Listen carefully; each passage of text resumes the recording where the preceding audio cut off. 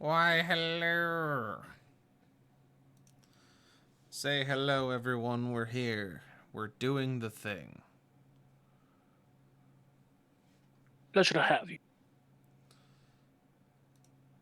Damn, that chat box is massive. Why are you so big? Oh. For a later time, I suppose, fixing that problem. Well, we are missing Mr. Rage.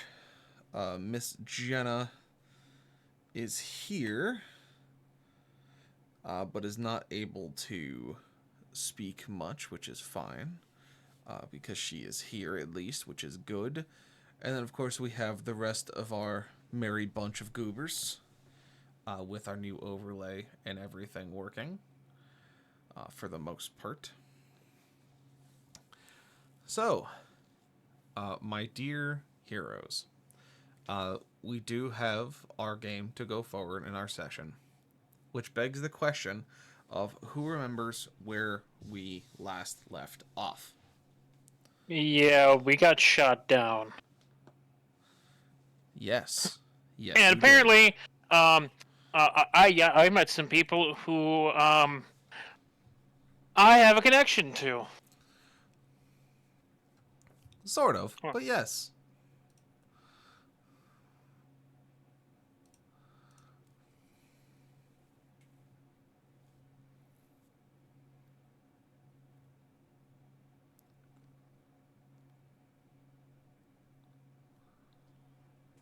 So it has been a bit. And when we were here last time, we saw the Valkyrie get shot down over the sands of Scordoon. And it was unpleasant for all those involved. What had happened before that terrible thing occurred, the party had found out that Shiva is active in the Cradle of Life, and so a bunch of work was done to essentially prepare yourselves for what may come of that. Whether it was something akin to dealing with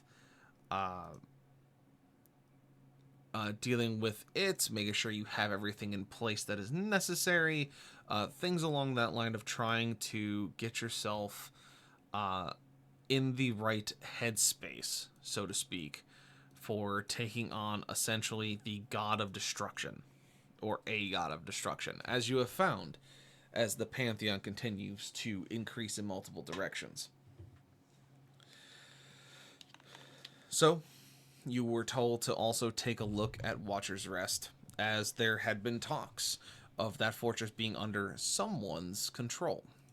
Whose it was hard to say, but necessary to find out.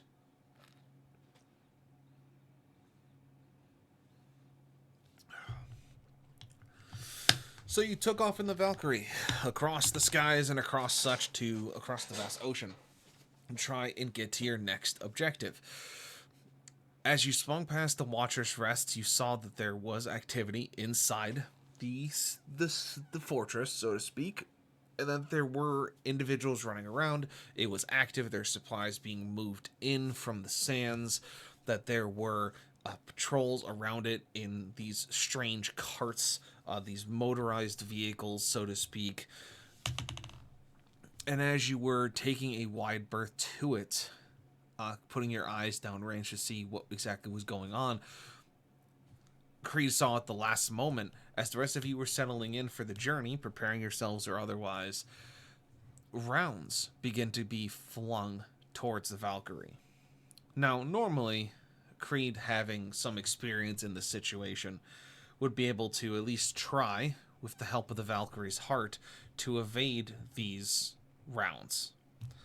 Unfortunately, these were no ordinary ones. These were specifically designed to take down airships. They were meant to explode after a certain distance to make sure that they saturate the area with shrapnel and pieces of high-velocity metal. One thought came across your head, besides not trying not to die, was why would they have flak guns at a fortress where they didn't know airships were a possibility? With some nail-biting situational awareness from our dear pilot, Mr. Creed, and mayhaps a touch of luck, you all felt the Valkyrie slam into the sands about half a mile away from Skordoon. A place where you have not visited before. Even Creed in his travels has not gone to Skordoon. It's just some place that you don't usually go unless you're looking to get away from everything else. Hence its position and location. And due to his last-second reactions, you don't crash and explode blatantly into the ground around you, turning in yourselves into the world's most expensive lawn decoration. You instead are greeted by Spearpoint, among other things, by the very interested individuals that have left the safety of their city and have brought themselves to the doorstep of where they find your wreckage.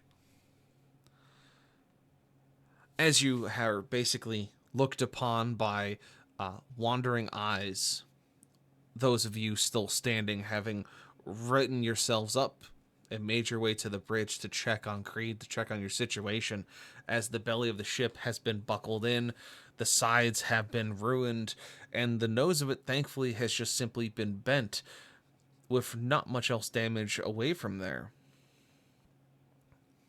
As you all approach, you see Creed being held at spear point, and Creed, you see something that you haven't seen in quite some time. You see an individual standing in front of you, holding his own spear down at your throat, as they have stepped through where glass once was, that now lays with sand that seems to spill in from the desert around you. The pauldron he wears carries the colors of a place that you have not seen in quite some time. A place that was told to you by Clem when he was giving you this information beforehand, that had fallen even after the second assault that you helped push away. That has now become a derelict fortress. The colors on his shoulder and the heraldry speak to that of the Glass Keep. And as he looks down at you, holding his spear point with unwavering silvery stare, his gaze seeming to just burn through your very armor, looking over every single piece of you, the spear point glistening in the desert sun. His eyes point towards your head, the top of it, to be specifically, as a smile begins to crack across his very stalwart face, followed by a laugh. Just a hearty laugh echoing across the bridge. The rest of his men still holding spear points as necessary, but they look upon you with disdain, almost as if inquisiting and being inquisitive to what you are. But the man begins to laugh even more, as just the voice cracks across the dead noise of the bridge. I know those horns anywhere. Creed, is that you? We thought you was dead.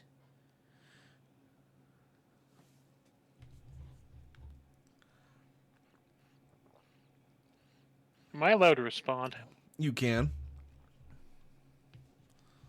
Be mad at me if you want. I'm going for the cliche. Oh. He's gonna stand up and, wipe and, dust himself off. News of my death have been rather greatly exaggerated. As one couldn't expect from the once and mighty Creed. It's also been something of a thought that you were always a bad luck charm. You know, with the horns and all, as he points down at your hooves. There's nothing bad about you otherwise, but you're wearing some different colors now, I see, Mr. Creed.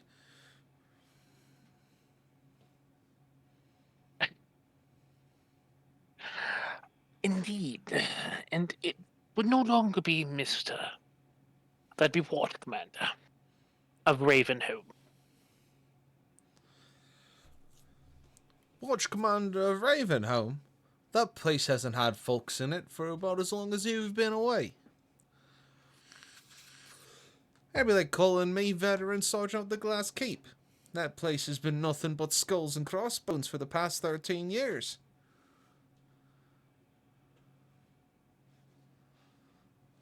I got my title before Fall of Ravenholm.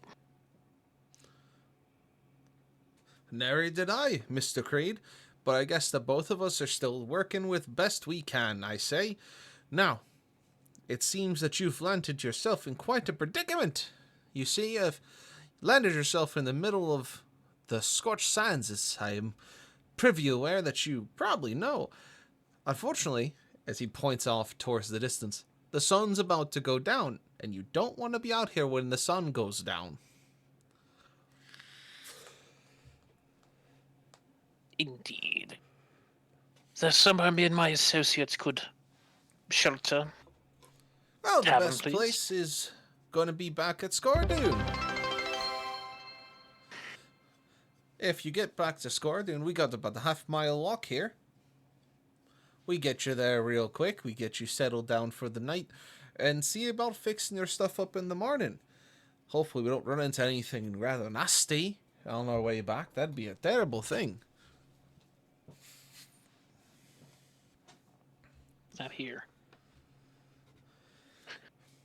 I was gonna side-eye Nameless for that one, but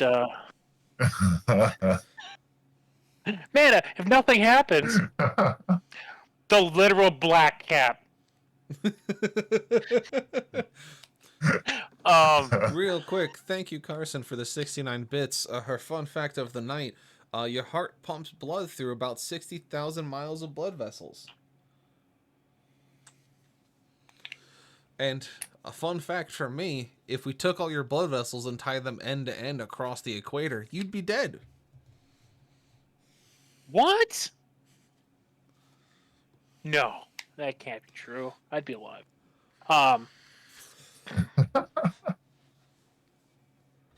Your hospitality would be most appreciated.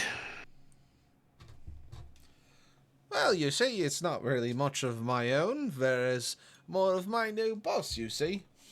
She tends to like to keep visitors alive. Makes us look better as a more, welcoming city in the middle of a death world. But, come on now. I see all of you got your legs still.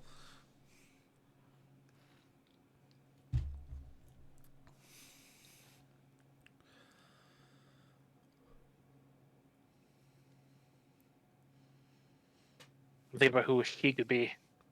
No, I guess Creed's gonna gather his stuff. I assume that the chariot's more or less intact. The Valkyrie definitely seems like Valkyrie, sorry. it got the shit knocked out of it a little bit. Definitely looks like it's not having the best time, but thankfully at the last minute, because of how you're able to kind of pull it away and you're able to pull the nose up, it isn't irreparable. It definitely seems that it's going to take a bit of work to get it back up and going again, making sure, going through all the systems, making sure nothing has really thrown itself for a loop, so to speak. Well, let me ask this question: is it in half? No.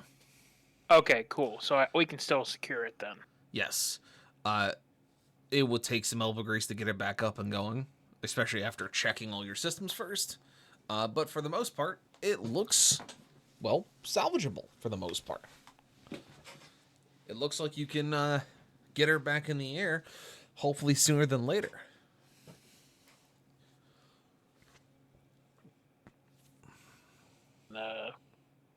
Yeah, Creed's gonna go about doing his best to secure things.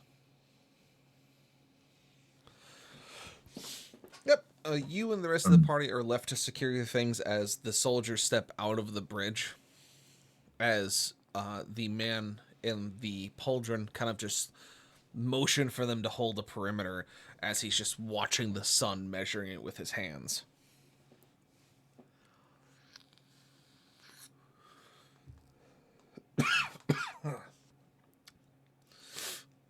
Were you trying to do something there, Mr. Stealth? Yes, Mr. Stealth, you had something. No, I was just gonna say, yeah, I was gonna help. But you said we were all just doing it, so that works. Yeah. And so all four of you, 5 of you, including Mr. Nameless, find yourselves in the back of the ship, near your quarters, kind of going through your stuff and seeing what you need to take with you for this half-mile journey to Scordoon, as well as what you may need for a few days of weather working between the ship and the city. Do any of you, conversate while this is going on?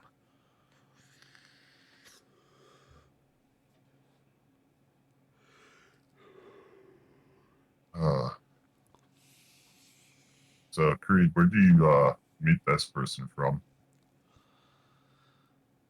Well, before I was the watch commander, I was a soldier in service to the Glass Keep.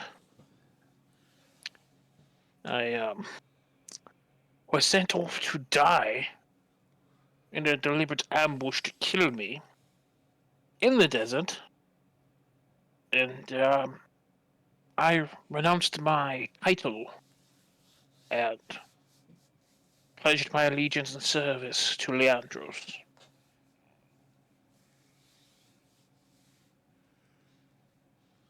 I suppose you could say it was a bad breakup.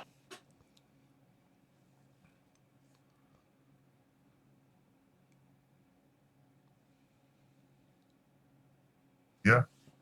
I don't know what else to call that.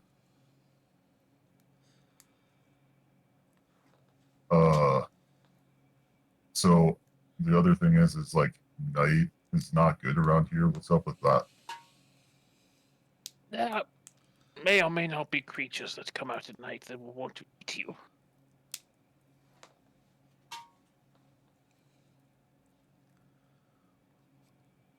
Is it anything like the creatures we encountered last time we were here, or are they different?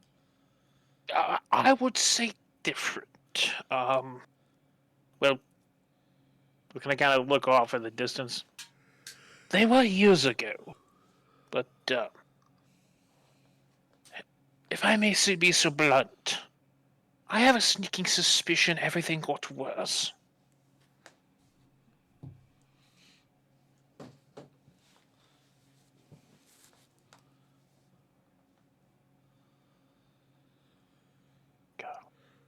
Well, I'm hoping that's wrong. As soon as you say that, a high-pitched shriek can be heard from outside the ship.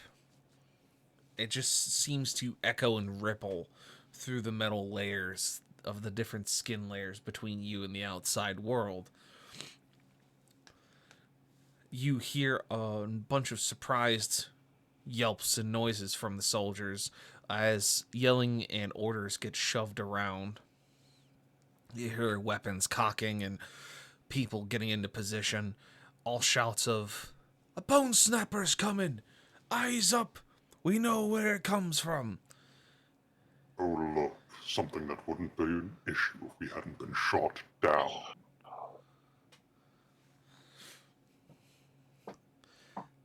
The continued shouting begins to kind of settle as you believe that most of them have found positions and have gotten themselves into a right understanding of where they need to be.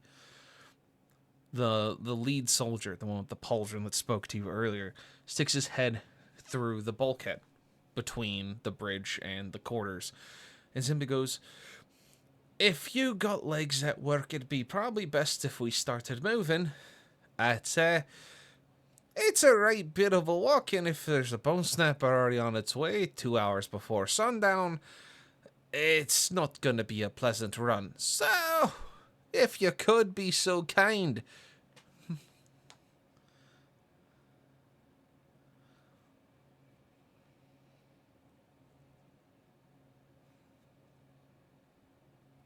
Well, I'm gonna throw Lucifer on my back. Sorry.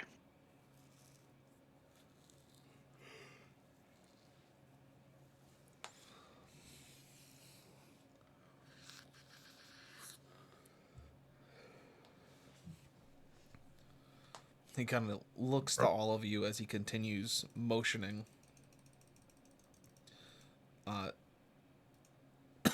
towards the outside of the ship.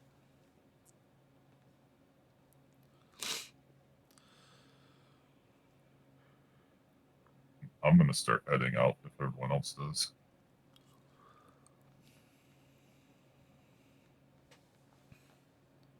Creed's gonna make sure he's the absolute last person out. No need for sticky fingers.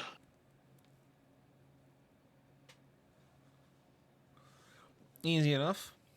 As you all kind of gather up in the bridge, Creed being the last one out, as everyone kind of moves into the bridge area in front of you, you close the bulkhead behind you. The manual pneumatic doors still working to their utmost extent, giving a satisfying hiss as they close.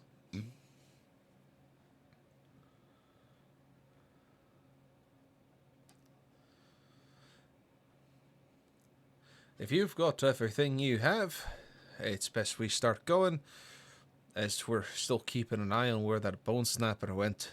That one definitely makes the men a bit jittery. It's not exactly a nice thing to run into. But hopefully we get out of here before the Sand Vipers show up, as well as the Snatchers.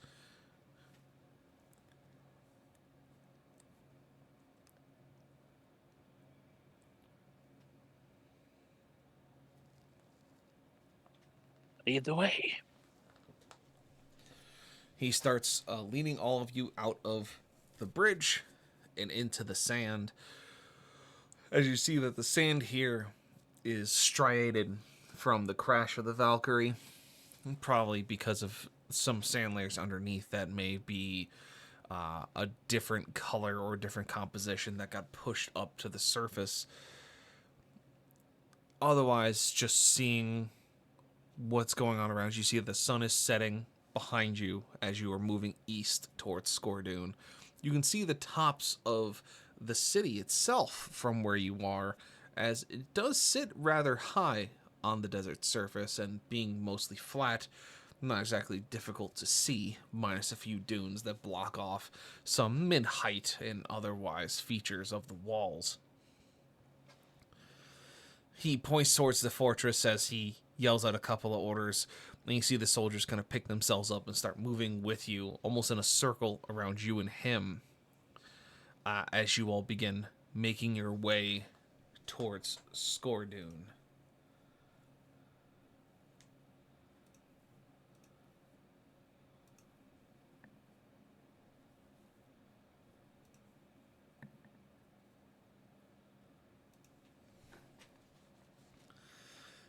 So, as you guys continue moving, you hear that shriek again, as before you can even really react, something swoops over your head, just at breakneck speed, where you can just feel the wind coming down and hit you as it passes, just a shape against the darkening sky of the desert. No shots are fired as everyone just kind of yells out words of caution, all their weapons training on this shape, some of them looking in different directions, watching out for more. Some of those in the front to the east look forward for emerging shapes that could make their way out. And you keep walking, or moving as quickly as you can without losing anyone behind you, moving at what would assume to be a combat pace.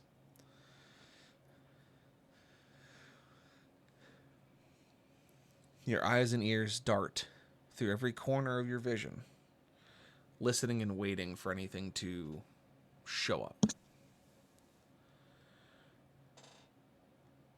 As you keep listening, there are whispers among the soldiers as they look out towards the falling sun, listening ever closer for what may show up. The telltale signs of the bone snappers, the striated sands of the sand tigers. Things that go bump in the night and seem to terrify these individuals. You get about half the way there. So you've gone about a quarter mile through the sands at this point.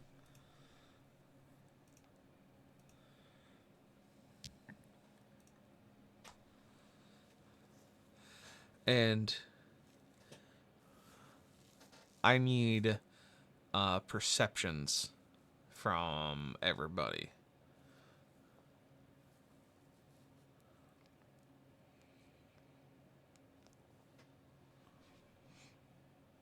I got a 24. Very good.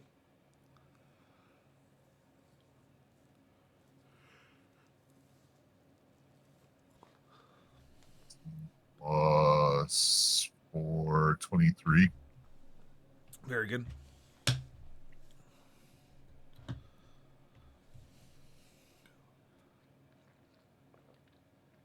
$16. As you're all kind of looking in different directions, Okers, your attention seems to be faced forward. Being the largest of the group, with the largest whacking stick, you seem more focused on anything coming at you from the front, between you and the city. The other two, or the four, seem to be kind of in a diamond behind you. Nameless and Aura seem to be situated towards the center, whereas Creed and Nez seem to be located towards the rear. Okros, you see a very strange shape in the sand in front. It wouldn't stick out of the ordinary if you weren't looking for something along that nature. What do you do? I throw a javelin at it. Very good. Roll the hit.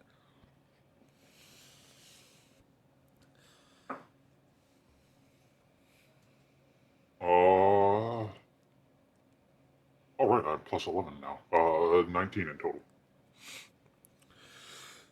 So, To hit. Nez and Creed, you see Okros all of a sudden hold his whacking stick in his left hand as he pulls a javelin off his back with his right and just hawks it into the sand about 30 feet in front of you.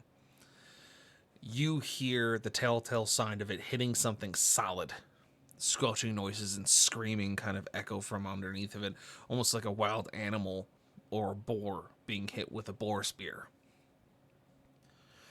You see these strangely shaped legs kind of poke out of the sand as whatever's under there begins to just squirm underneath the pain of the javelin. And then the legs go still. The soldiers around kind of look back at Okros in amazement as you spotted something that wasn't supposed to be.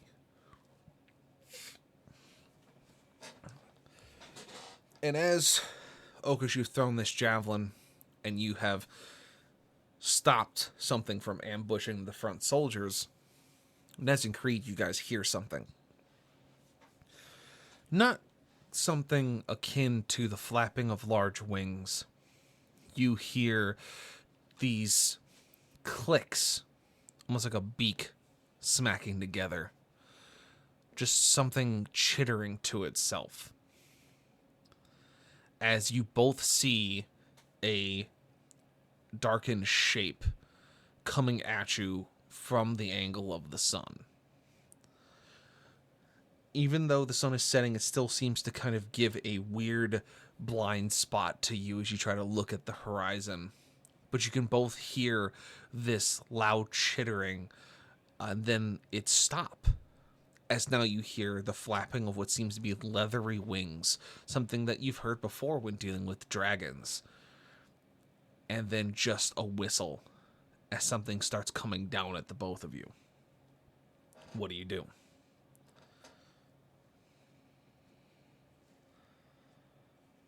Can I tell about how far away it is? The sun is unfortunately making it difficult to get an accurate representation, but you can imagine it's probably a good 80 feet away and closing very quickly.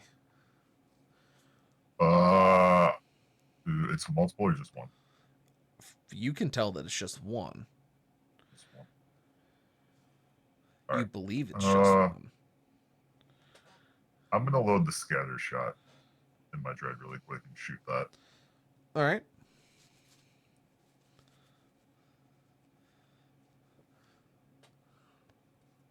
So roll me to hit with it, sir.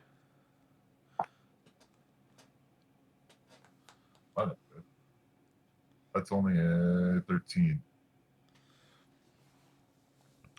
You fire at the shape coming down at you, and you can't tell if it hit or missed. Creed, you see Nez turn and fire. You feel like you have a moment before this thing comes down to strike. What do you do? I'm gonna do thaumaturgy. And bellow out, "Incoming! Scatter!" And then deploy my shield and point it up. As you scream this out loud, you see the soldiers around you don't move. As the man with the pauldron turns, just kind of in a calm, calculated tone, goes, "It's a bone sniper. Belay that order. Turn. Fire." As you hear 3 or 5 rifles just unload at this shape. As it comes crashing down and falls into the sand, screeching to a halt in front of Creed's shield.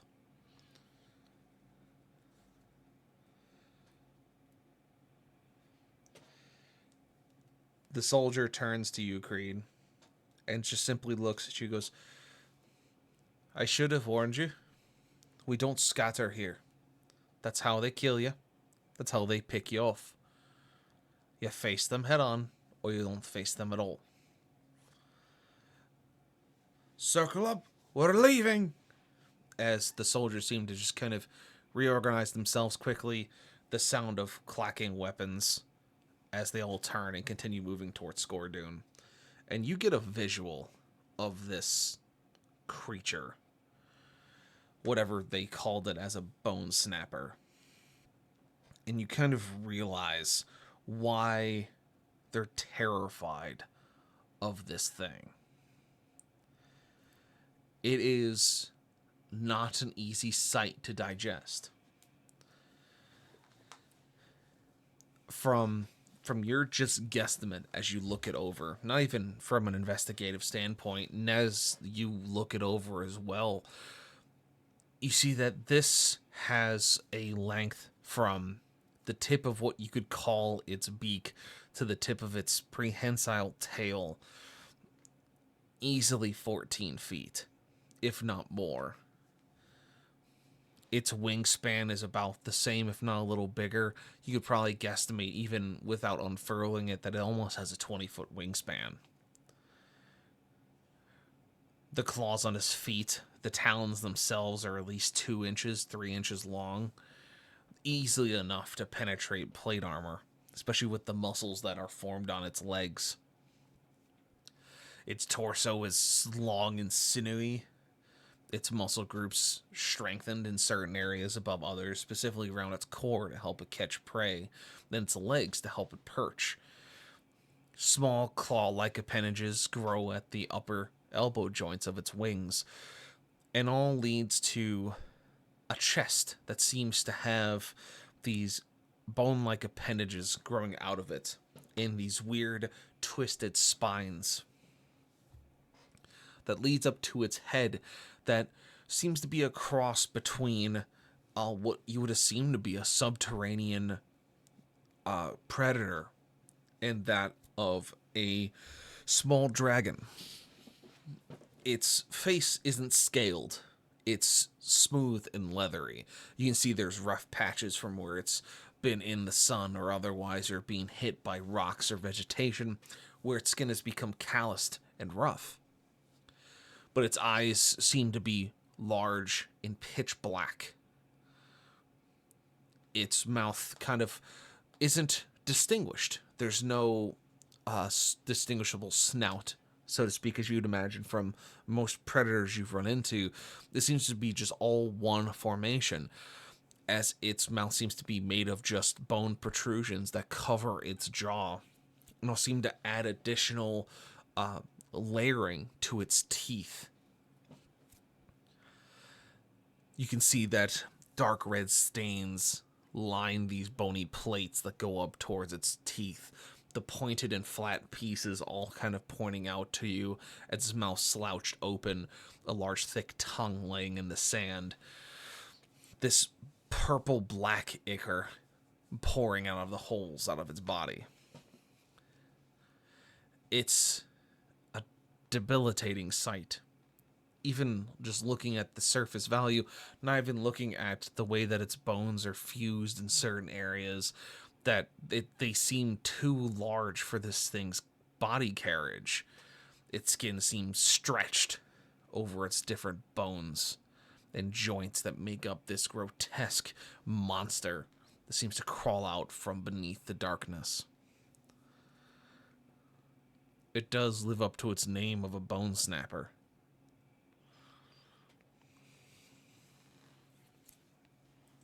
And with a whistle, the soldier pulls the rest of the way as you continue moving.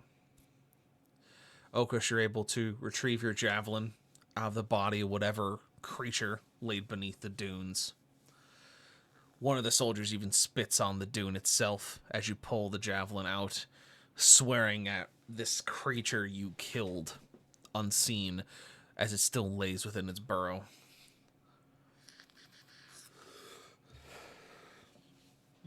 Those without honor die without honor. I kick it as well. Very good. And continue. You kick the corpse underneath the sand and continue walking. Very good. You all crest the dune out laid in front of you, going about another 75 or 100 meters or so, less than a quarter mile away from the city. And the soldier stops, the one with the pauldron. At the front of the formation, holds up a fist next to his head. The rest of his group stops where they're standing. He looks to the five of you, whistles, and points forward, and then returns his view to the front.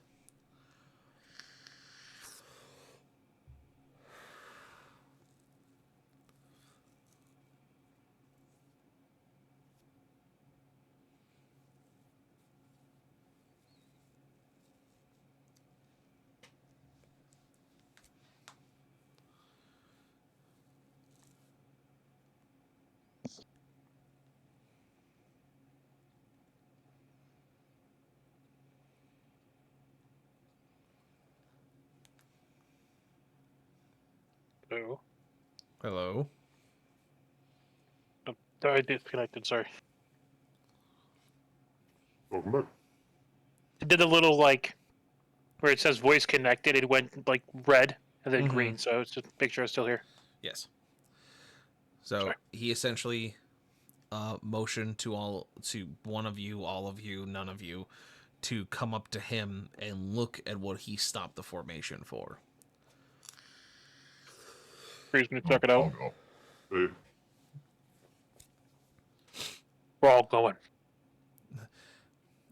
As you approach slowly, you see that all the soldiers have kind of taken a knee, including the man with the pauldron.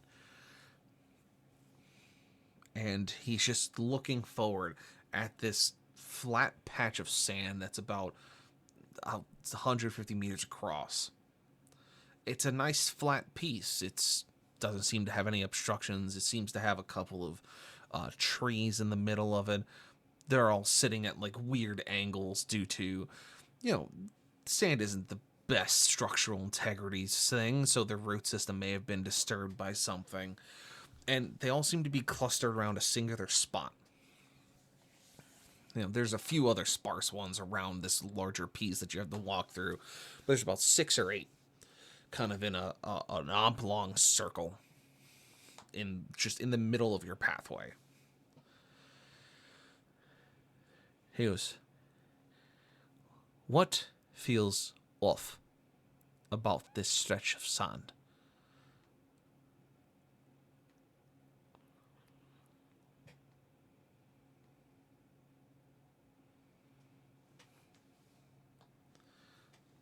Tis too pristine, undisturbed.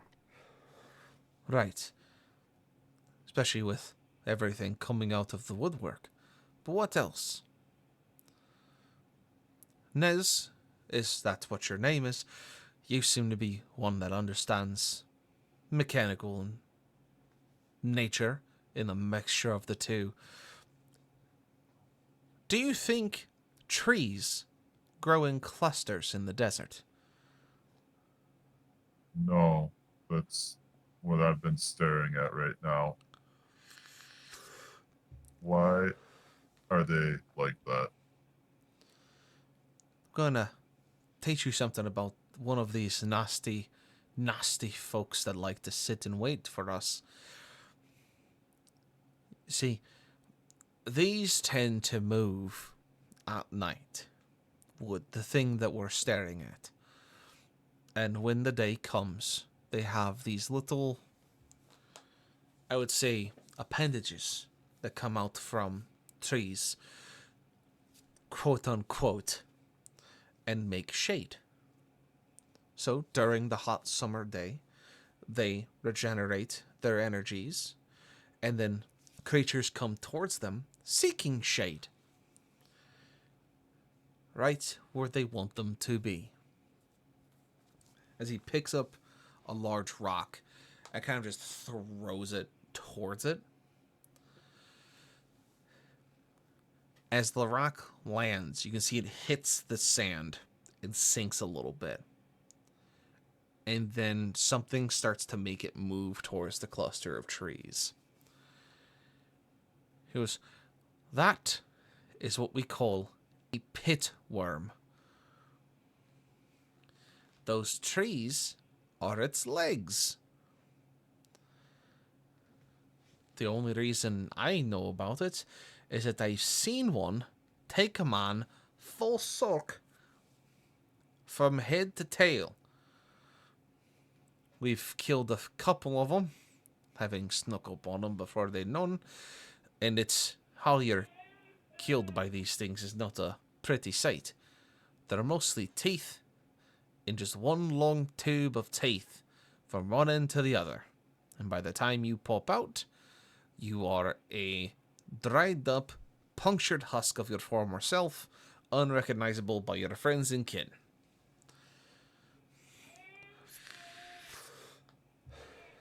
The only reason we figured out that they live in these parts is that we found an old book talking about them existing in swampier regions. Doing the same trick that they do here.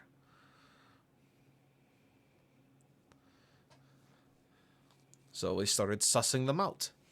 And it seems that we found one now. The issue is that they can move rather quickly if given the chance, especially if it means food. So we need to be careful and wary of how we approach it, because we don't know which end has its mouth. If you happen to find yourself above it, you're gone.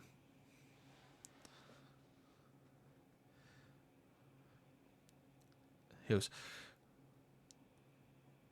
we have a way to deal with it, and it's to walk around it very quickly, very quietly, and do not draw its attention. It likes vibrations and sound. So if we're quiet and don't make a lot of movements but move quickly, stepping in each other's footprints. Hopefully, we should be able to get around it without rousing suspicion. Because it may look small from here, but the actual worm is not that small. Well, with that rousing speech out of the way, let's try and get the move on, shall we? As he kind of waves his finger in a circle next to his head, yelling, a kind of whisper yelling to the soldiers next to him, "We got the pit worm up ahead. You know the procedure." And you see the soldiers to his left and right nod as they kind of whisper back their own lines. And you see it go from a circle to 2 long single file lines of soldiers.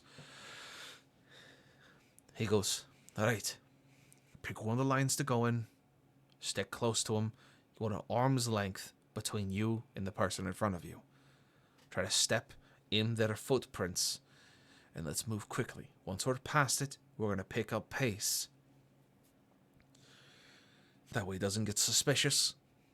We got a few hundred meters toward the fortress, and we'll be safe there."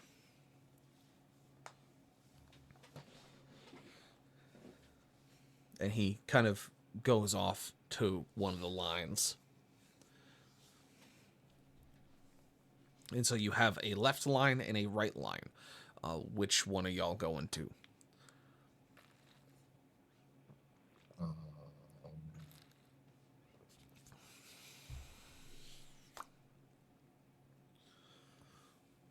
Flip a coin. I mean, go for it. However you want to figure this out, whether just randomly choosing or otherwise, it's up to you.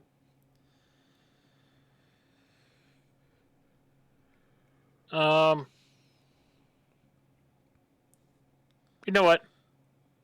Jenna, are you there? What's up? Left or right? Which way are we going? Right. We're going right.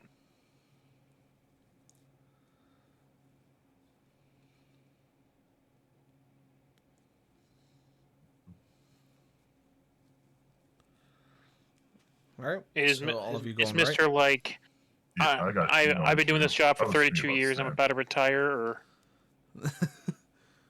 He went left because he wanted to make sure that his guys or just on that side are squared off.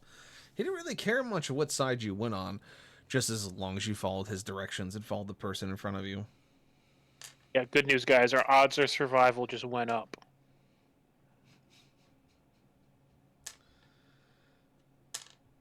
Why? Because he's not with us.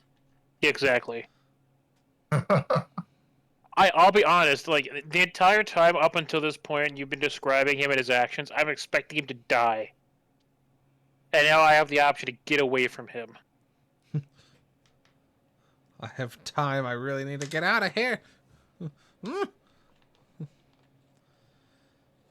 The closest comparison is Hot Tub Time Machine with the bellhop, and the entire time, all these horrifying things are happening to him, and you're expecting him to lose his arm, and he doesn't.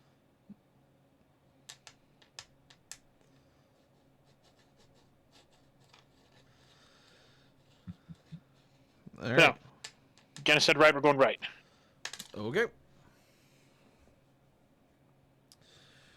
So you guys go to the right path.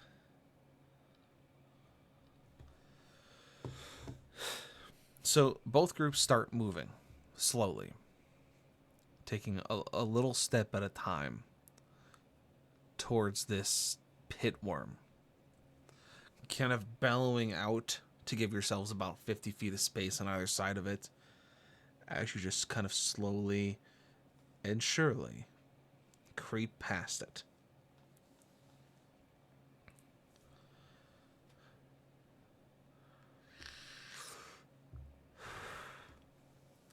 You get about halfway past it, about where you guys are about, I would say, 40 or so feet before you hit the midline of where you they are telling you this pit worm is. So you still got a little bit to go till you're past it.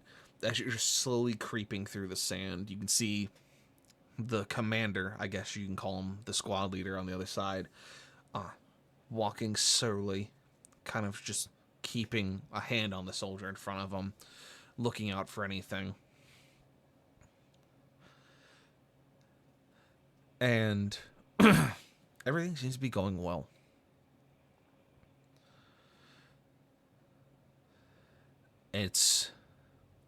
It changes when you hear a soldier kind of in a hiss go, "There's a sand skitter!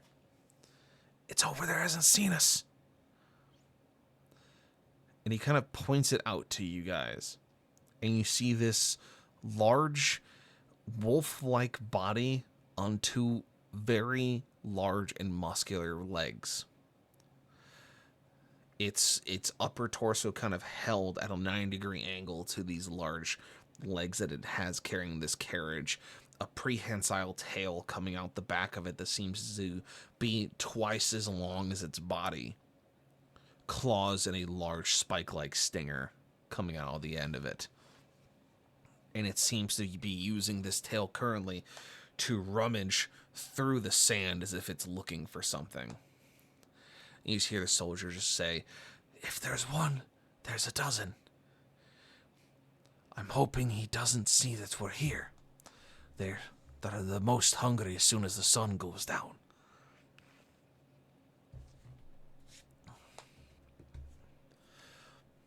And you keep moving past it as you can see the soldier just keeps an eye on it, slowly stepping his way past the pit worm.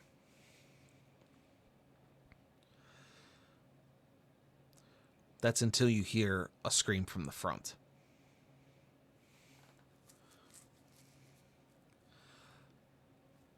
You hear yelling and aggressive cursing as you see one of the soldiers to your front, almost towards the very front of the line, about third down, seem to have stepped to the left just a little bit off path, and its foot sank into something that bit back. He is trying his best to pull his leg back. He is trying to scream through gritted teeth. As you can tell, even from your distance, the sand around where his leg is turning red. His compatriots next to him trying their best to keep him quiet. The commander looking over at them and just giving them a solemn nod. I see one of the soldiers just pull out a knife, slit his throat, and push him into the sand. The screams turning into echoes. A soldier in front of you is still looking at the sand strider, waiting for it to turn. As you just continue to slowly walk the path in front of you. The man's body that was pushed into the sand pit, you can see that his leg continues to bleed into the dirt, into the sand. And then you can see that the sand that was around him begins to move. As you see clusters of these tiny trees poke out from underneath. They seem to surround the body as the sand begins to turn a dark crimson.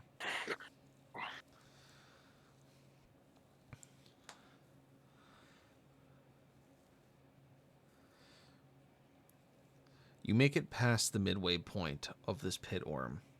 The sand strider hasn't moved, still scouring for food, until its claws seem to hit something solid as it pulls out this large grub-like creature. Something that would probably be about 2 feet long, unfurled. It seems to look akin to what the commander described a pit worm to you, as the spike of the sand strider's tail just goes through its body quickly, ending whatever noise it was trying to make, as it then just brings it down to its mouth and begins eating, kind of perching on its hind legs onto the sand as it enjoys its meal. The soldier in front of you kind of lets out a half sigh as he looks forward and keeps walking, not looking towards the body that was pushed over. As you feel like the trees are following you.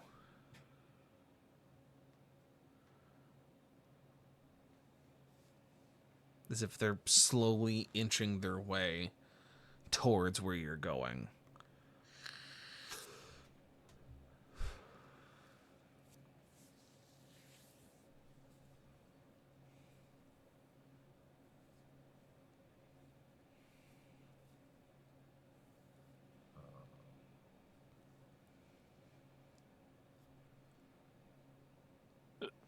Just to verify, are the two lines are running parallel to each other?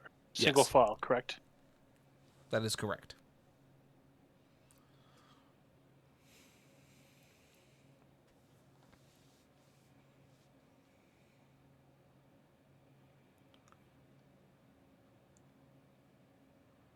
Never lost one guy so far. We sacrificed one guy so far. Did the trees appear to stop around where the body was, or do they seem to ignore it? The larger group of trees that you've been observing has begun moving towards the body. There have been smaller, like, think of the trees that are coming out of the center are probably about 8-9 feet tall. The trees that have popped up around the body are probably about 1 foot tall. So these are significantly smaller pit worms, you can assume, that have kind of surrounded the now slowly sinking body of the soldier. But you have noticed that the larger trees of the larger pit worm have begun to inch towards where you're going. So towards the body, towards where you're reconvening, so that you can move towards Scordoon. All right, so just to verify, I drew a little square. Attempting to do some basic geometry here and figure this out myself. Alright, so. Well, way too big. So this hexagon, sorry, I'll be honest, I failed geometry, so give me a second here. Geometry, I'm trying. Here, if you want to look Oh, at the yeah. snow map to the east of the world map, No. I got the square. This is just more or less for my own visualization. Okay. So, square is dead guy. Where the line, the hexagon is the trees. So they are heading towards they appear to be moving towards the body. Where Correct? are you? Oh, there you are. Jeez, you're like way over here. Yeah, I just found it myself. I was like, where the fuck is he? I wasn't trying to like interfere with the other maps. I'm sorry. But yeah, battle maps are there. So, square is dead guy. Hexagon is trees. Yeah. So the line, if the line is you. Yeah. So the hexagon is to your left. Right. Okay, cool. So and then we have the other line going other side of it? Yeah. So dead guy was way ahead of you. You are moving on this side. Trees are to your left. The other group is on its left. And then the Strider was way out here. Alright. So the trees is moving towards where you're going. Because you're trying to basically reconvene with your guys up here. So you can just make a death sprint towards Scortoon. Alright, now... Yeah, I have a question IRL, and then I have a question for an idea. Start whichever one you want to go with. When you throw something in sand, it doesn't really make much of a sound. You just hear the sand being displaced. Depends on the object. With regular coarse sand, like you find in the desert, it just kind of makes a thump noise. Where it hits the sand moves, but because there's so many particles, it essentially absorbs the energy and doesn't make like a thunk noise if you threw it at a piece of wood. All right. Now, question for an idea. This is for a player. Yeah. Mr. Nez, Mr. Stealth. what do you have to attach things to other things? Do I have attached things to other things? Do you have like medieval duct tape? I do have duct tape, Medieval actually. duct tape. He has just straight like adhesive I have strips. duck brand duct tape. Duck So- by brand the way. duct tape. I'm Alright. looking at my notes right now. I just pulled up my OneNote. All right, no. See, I'm doing some thinking here. So, where are we like in the order? Are we basically like? You guys are on the ass end of this patrol line. So I mean, you like- were last out. Where am I in Nez? Where are you? Where in am I in Nez? Nez and Okros? So Okros, kind of in your front, and then would be the two, goobers, the black cat and the sea elf, and then you two. All right. So, another question. Rexus, Mr. Okros. How far can you throw things? I can Where answer do you that. need it thrown? Yeah, that's a good question. Since Okros is wearing the fancy belt he got from the Lost and Found, he can throw things pretty damn far. In rules as written, he essentially throw a football, 3 football fields if he really wanted to. All right. So, let me double check something. I'm a big fan of stupid ideas, so I'm working on it. All right, cool. I think I got an idea. So, it's approaching what it knows as food. So you said like me and Nez are like right next to each other. Yeah, essentially. All right, so Creed is going to pull out 2 rations. He's gonna like half turn and gesture at Nez, and he's gonna do like the universal wrap tape around symbol, and he's gonna point at the rations, and then he's gonna point at Nez.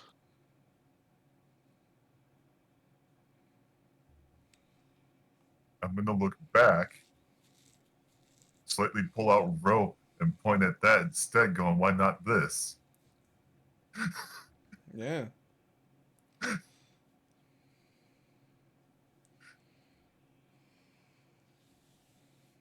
You're ruining the plan. All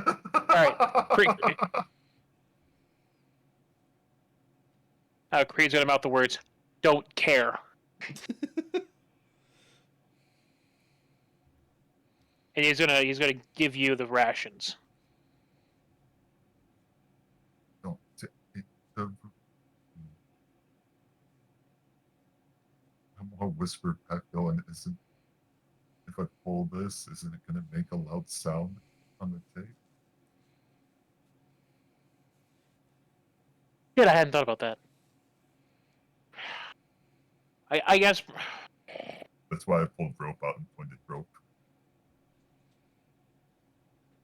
All right, hang on a second. So I'm thinking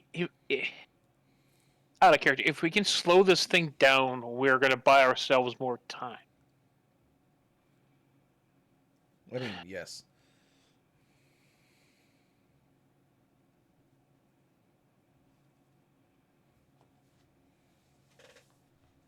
They didn't tell us if it goes off of smell though. Sound. It's sound, but I mean I'm not sure what else it uses to track its meals. Give me. If you want to know out of You're character, I wrong. can tell you. If you want to know as Creed, I'm gonna need a wisdom check.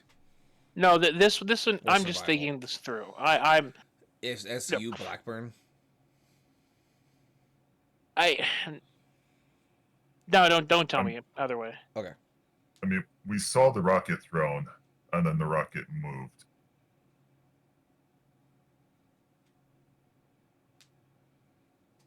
Oh. And if it responds to sound, but it also makes me worried with the idea that just popped in my head. Well, my plan's not going to work because I guess we don't actually know enough about these things. All right, hang on. Okay, so Creed's not going to give you the rations because my plan's not going to work. I guess keep walking then, because we don't really have a good way to bind the rations together without making noise. We don't know enough about the creature to figure out if it's going to be able to track the smell back, or to track the items back.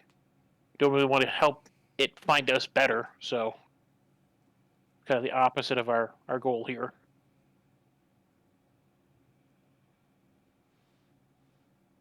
The only other good thing I can think of is possibly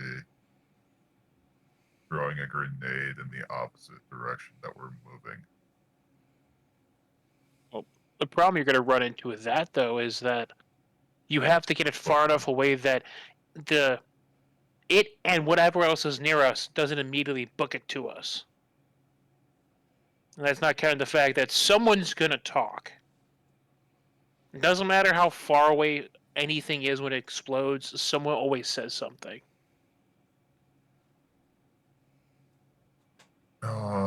Yeah, and well, what I also want with that too is the creature that we have to the northeast would then turn and look. Exactly. It wouldn't just be the worm. No, and then on top of that, when that thing comes at us, it's going to be another source for the creature to come after. Mm-hmm.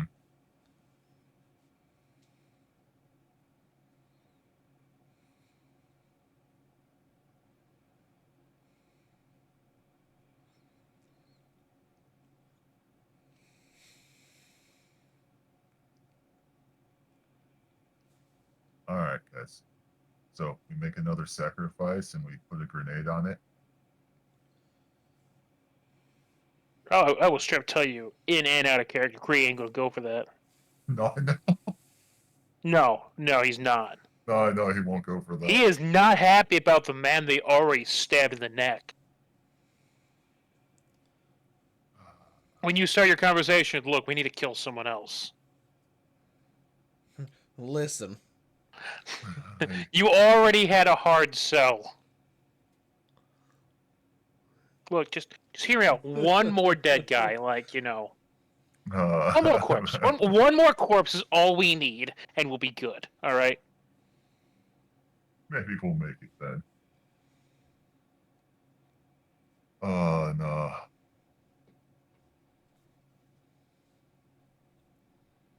Yeah. Not really a good option here.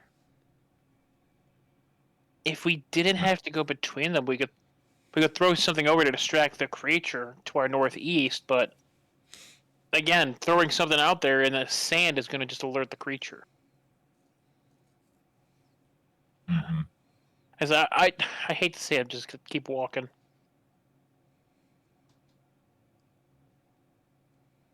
Ain't nothing gonna break my stride. Ain't nothing gonna break my stride, he says. Ain't nothing gonna slow me down. Whoa. Oh, jeez. All right, so did you come up with any kind of plan, or are you just gonna keep on going? Just gonna keep on doing the thing. Keep on trucking. Gonna keep on trucking. All right. So you guys keep on moving down the line towards the far end of the dunes, where the sand looks more disturbed and looks more, well, in wanton words, normal, so to speak. Some of the soldiers have already hit that point. If start setting up security, looking in different directions for things to pop out mysteriously and or cause problems. And as they're all just kind of looking around, you guys just keep on going. You see that the larger group of trees, of course, is moving towards the body. You are just continuing to slowly creep towards your destination The Sand Strider seems content with whatever meal it has found off to your northeast, and you get to the end without problem. At this point, you see that you are a good 400 or 500 meters from the walls of Scordoon. There are already large spotlights beaming out towards you, sweeping the sands. These strange harpoon ballistas being fired into the dirt or into the sand to pull out buried morsels of creatures that seem to be hiding. As why not just simply kill and waste? Why not turn enemy into food as humans do? If we killed it, can we eat it? Maybe. And so they continue to fire these harpoons into the sand, pulling out more and more of these creatures. As the commander sees you guys cross onto the quote-unquote safer part of the sand, and kind of points towards the fortress and waves his soldiers forward as you just keep on going. Thankfully, nothing bad has really happened. The dice have not been against you. Everything has been going as necessary. And after 20-30 meters past the pit worm, you see the rest of the soldiers kind of stand up and go to a brisk running pace, a jogging pace, if you will, getting to as fast as you can towards the walls of Scordoon as the spotlights continue to sweep and fire these large harpoons into things buried deep.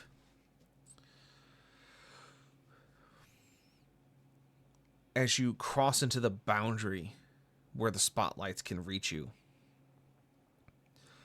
you get to hear some of the soldiers that have lagged behind you, just to keep up the rear of the formation, begin to call things out. The uproar that these call-outs cause as you see the spotlights swing towards the distance, the clunking of ballistas loading back up another round, their arms being pulled back and ready to release. Some other soldiers stopping, taking a knee, their weapons cocking, safeties coming off. As the commander just keeps pace with you. He knows what his men are capable of, and he knows right now getting you to the gates, getting the rest of his men, the majority of them, back to the gates is necessary. And so he keeps pushing. You hear gunshots and ballistas released behind you as you hear a couple words about Striders. You think you hear the word Bone Snapper yelled out. The worst words you hear uttered from one of them, that just hearing the word sends a shiver down your spines, not knowing the definition of it, but just knowing that it exists. A Moloch resting beneath the surface of the sand. The soldiers keep pulling back and pulling back as you finally reach the open doors. More soldiers stepping out, rifles to shoulders, firing out into the distance.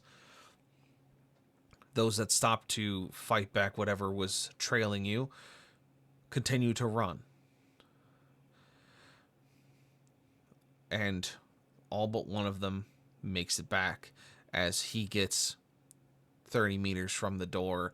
Everyone else turning and firing. You're seeing corpses of these creatures attracted by the sound of combat laid along the sand dunes, almost making a bloody trail leading to the very front door.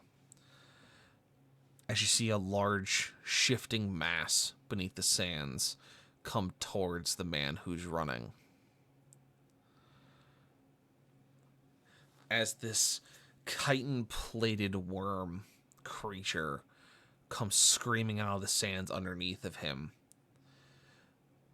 not fully catching the soldier in its mouth, but catching what looks to be the clothes on his pants, yanking him into the air 30, 40, 50, 60 feet as it just keeps coming out of the ground like a geyser of flesh and malice.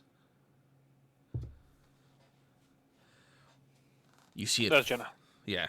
You see it flick its head back, the shape of the man tossed into its large, webbed maw, as it just closes its mouth and jumps back into the sand, burying off into the distance, as everyone pauses for a moment before going and pulling the gates closed as quickly as they can. The bars come down with solid thunks. You're all sweaty and gross, not just from the desert heat, but from the sprint and the sands and the terror. The rest of the soldiers breathe a sigh of relief as you find yourself standing on what looks to be cement. Not simply sand, but a stone. Just solid rock beneath your feet. As the street lights give off a dirty yellow glow to everything around you.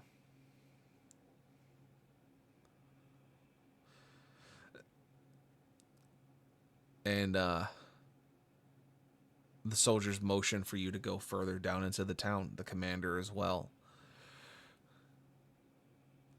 And just you continue walking in as you see soldiers kind of sitting on by the side, their weapons loaded, everything kind of waiting for the next shoe to drop. You see the corpses that were captured by the ballista lowered from the rafters and catwalks above on large metal wire platforms, being slowly lowered by cables and pulleys.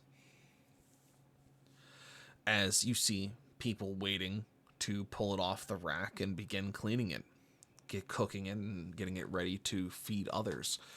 You see people bringing back water and setting it into reclamation cycles, and just a lot of busy work now the sun has gone down and the temperature begins to drop.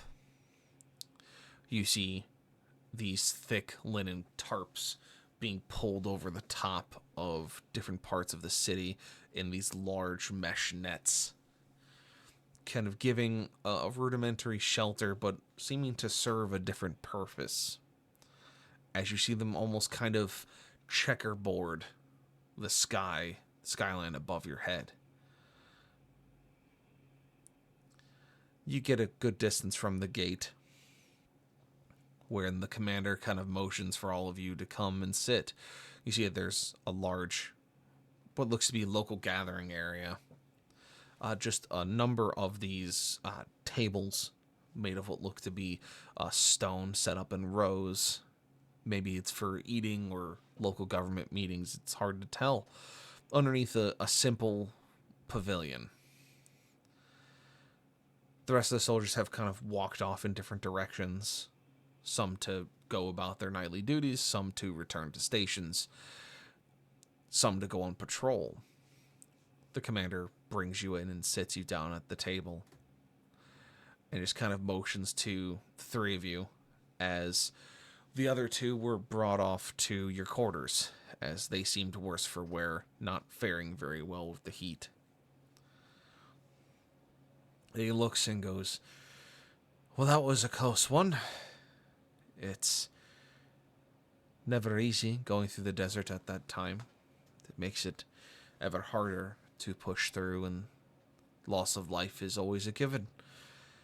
Shame we lost one of them off the get-go with that pit worm, and then Jimmy got taken by the Moloch. Well, I've seen enough over the past 13 years to know that's normal, and I hate that. So, I guess now that you're here and we're safe, for the most part, down to business. Besides you crashing into the dirt, what brings you to Scordoon?"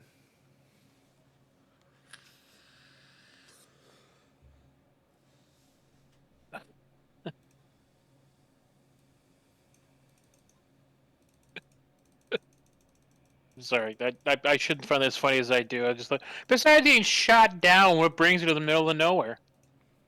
Yeah, I mean, it's a solid question. We were on our way to... Shit. Where were we on our way to? You're on your way to the cradle, essentially past the pass, Scour's Yeah, Pass. we were going for Shiva. Oh, yes, sorry. Right for it. You were taking a direct path to Shiva. You were asked to take a look at Watcher's Rest to see if anyone had laid Yeah. claim, and then you got shot down. Yeah, now that's ringing some bells. We were on our way to the Cradle of Life to have a showdown with one of the gods. You're gonna go fight one of the gods. I didn't Indeed. know. I didn't know one of them was in these parts. Other side of the mountains. Ah, But, yes. I imagine the gods themselves would not even come down this way.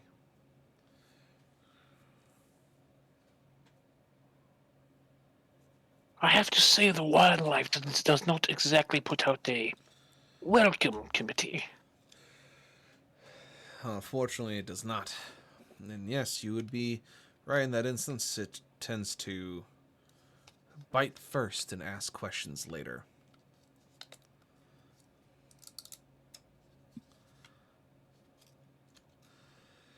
But you said you were shot down.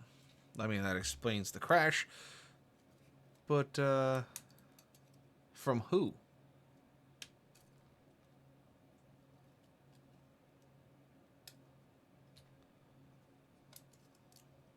I believe that'd be Watcher's Rest. That place has been abandoned for a bit, unless son of a bitch. He seems to have a realization cross his face. Because that's why that some bitch was here. He wasn't coming here to check up on us. He was coming here. I'm gonna kill that man when I see him next.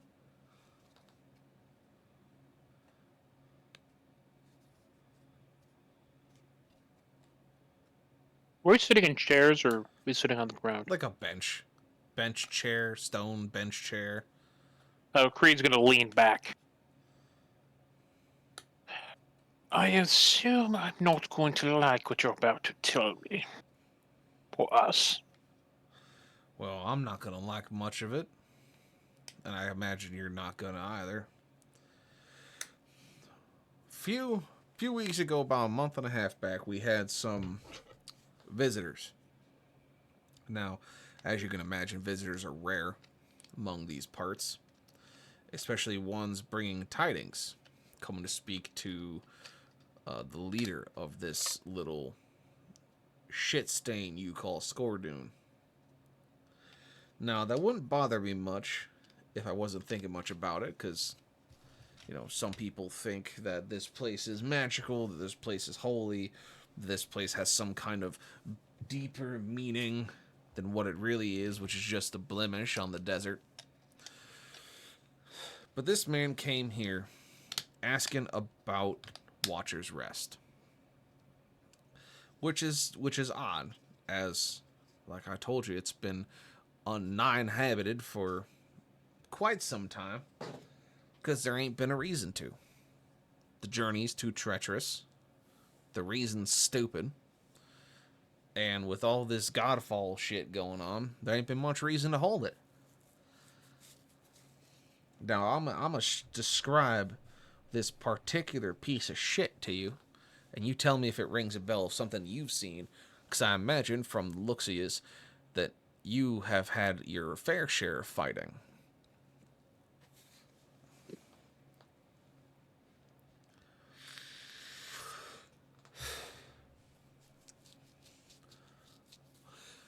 This individual did not come here underneath the normal guise of what I would assume would be one of your other enemies that you've made and or dealing with. He he definitely seemed odd. He was off-putting. He was very strange, distant. The person he brought with him was arrogant, obnoxious.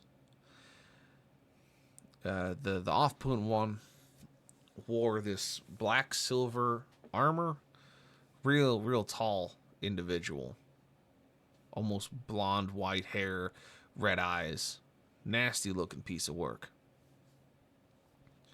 His compatriot, on the other hand, definitely more average, wore bright red armor with some kind of tan tapestry looking material in between the plates and around a cowl on his head. And he seemed to be wearing the markings that the larger one had on his armor. They kept asking about Watcher's Rest, if how long it's been there's any munitions. Apparently they were traveling something. I don't know. Something enough that I didn't pay no mind to it, but apparently our leader thought it was a great idea to tell him exactly what was going on in that fortress.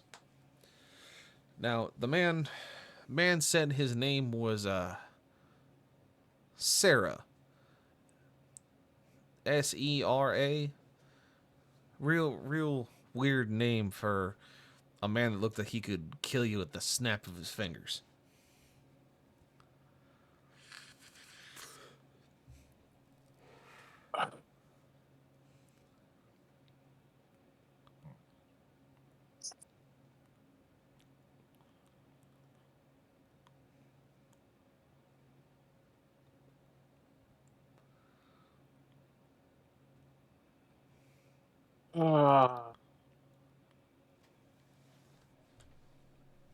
Does that name ring any bells to you, Creed?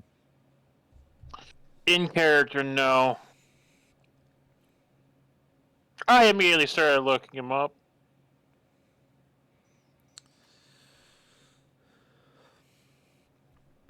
I think you're We ain't looking gonna too be- deep into this. Oh, am I? Because I'm like, we ain't gonna be. You're looking a little too deep into this. all right, fine. I'm gonna give you his name again. Sera. Yes. Big man, black armor, blonde hair, red eyes. Had a compatriot who was average height, looked more normal, wearing blood red armor and tan tapestry in between the plate mail. The tall one seemed to be distant in focus and composure, seeming almost cold and calculated, but with the feeling of that he could snap you like a twig between his fingers. Whereas his compatriot was an arrogant, cocky, obnoxious, pig-headed sumbitch, according to this guy. I don't get the reference. So Write out Sarah and hold a mirror to it. Sera. Flip it around. Aries. There you go. man, that'd be I was helpful like, if I I already could caught read. it. I was thinking. I'm like, that's way too obvious. It couldn't be it. There has to be some sort of ulterior motive here. I was like, there's no way it's not someone we've pissed off. Oh, And then when you said Sarah, like my brain just went, oh. yeah. I hate No, this. the result I found was a god who was created to bridge Egyptian and Greco religions. Like, well, great. Now we have another god I didn't know about. I have to fight. No, it Every was single Ares god, you just underneath were going a a different fucking god. pen name. It was the god of war with a pen name coming to secure a fortress full of guns. I didn't think it was going to be that obvious. There's no way it was that just as good straightforward. It's just straightforward as Pokemon's Ekans is Snape. Yeah. I mean, also the description, a extremely tall individual who looked like he could snap you like a twig in black armor with platinum hair and red eyes. And then the man with him is a cocky, arrogant, pig-headed son of a bitch in red plate armor. Like all the people of Ares Battalion you fought at Ravenholm and Westminster. Look, he promised me a fair fight. All right, I'm still sticking with that. That's fine. He can promise you anything he wants, but I was giving you a description of who was here, and you were like, ah, yes, the god meant to bridge relations between the Greco-Romans I'm and sorry. the Okay. Egyptians. Anyways, back to what we were doing. Blackburn's just a big dummy. Blackburn had a hoo moment.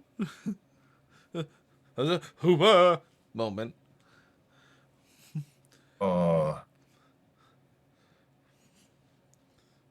I would hope in character Creed would recognize the description as Ares.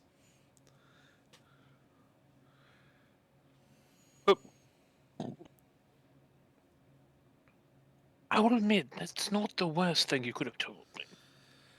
Sounds as if that's Ares. Well, he paid us a good amount of money to go take that fortress. Hello, Savage Pascal. What's up? Thank you for coming to the stream. He's, pretty straightforward. Does what he wants. Really hated his sister. But oh, for the gold, probably not the worst. He paid us a pretty penny to take that whole fortress back. And kind of took a whole thing of it. So I guess if you got shot down, it was definitely because of him.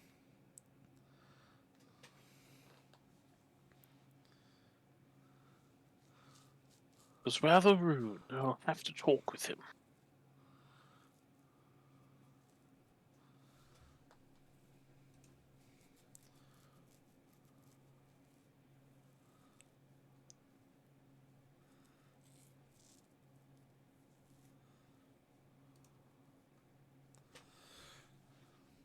Yeah, how you doing, Savage?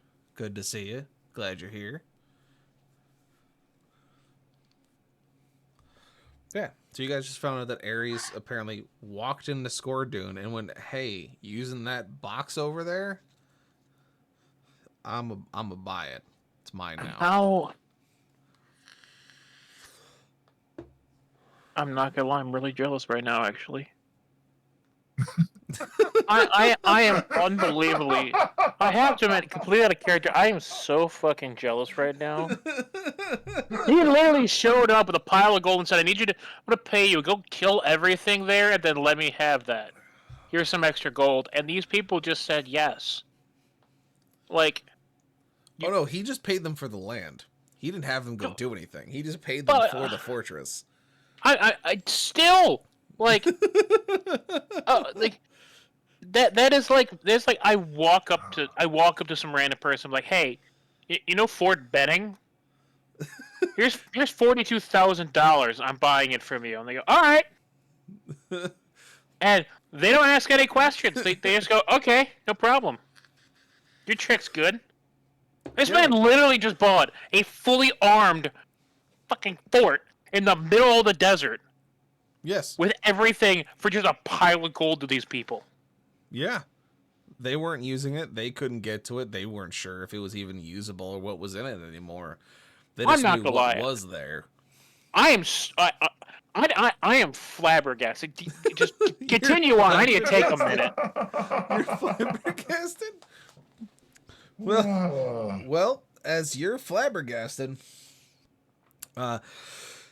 you all basically have the news that Ares came in and with a pile of money and his pig-headed first captain bought the quote-unquote land of Watcher's Rest and just took it, and it's theirs, and that's who shot you down.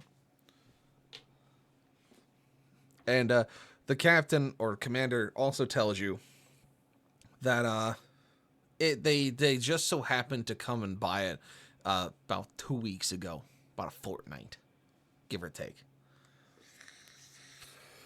So not long after we left the Switch Temple. Oh, weird, right? Yeah, Pascal, I'm enjoying my stream stuff and doing my D&D stuff. It's been fun. Yeah, but it's been about a fortnight since they came and bought it after you guys left the temple, which kind of lines up with the timing.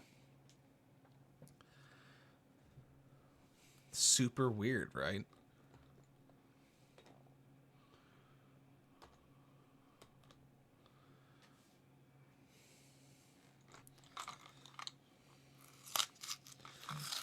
Yeah, Commander basically tells you that's probably who shot you down, was some of this guy's group.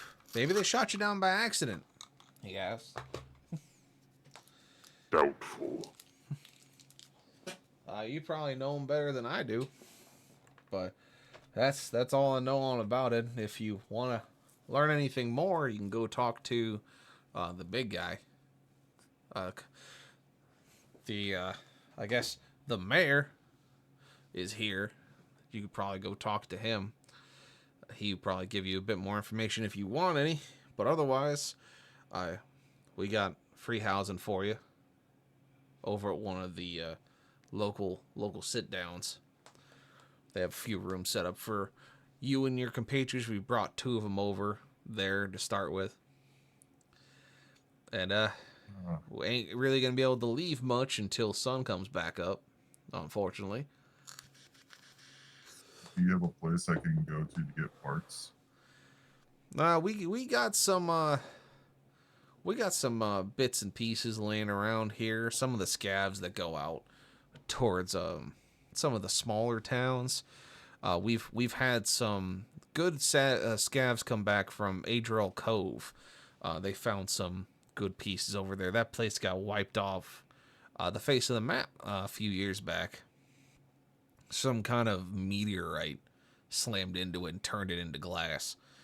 But what's left's got some good parts in it. They sit around where we have some of our engineering folks working on things, trying to keep the lights on.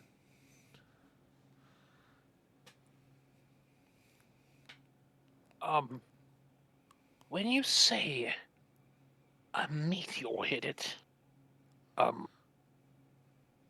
Ingrid's gonna kind of like glance sideways at Nez and Okros. Did anything odd happen afterwards? I mean, now that you mention it, I didn't really think much about it. It's just it's hard to tell because the desert and all the heat. We used to be able to see it from up here in the battlements. Look down across and see the spires of the cove and all the little bits and bobs and the carts going in and out towards the ocean and stuff like that. Then there used to be a bit of a shimmer because heat. But I guess recently when the sun comes out, hits it the right way, the light comes right back at you, hits you in the eye.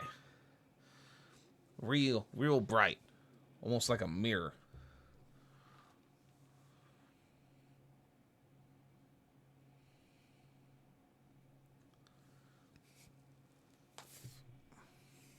Greed's gonna reach up and pinch the bridge of his nose. What set you off like that, Creed?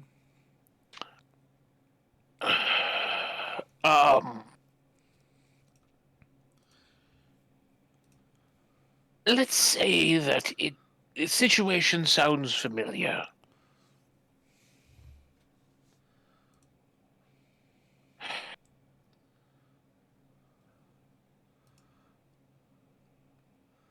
I mean, all right, I'll take your word for it.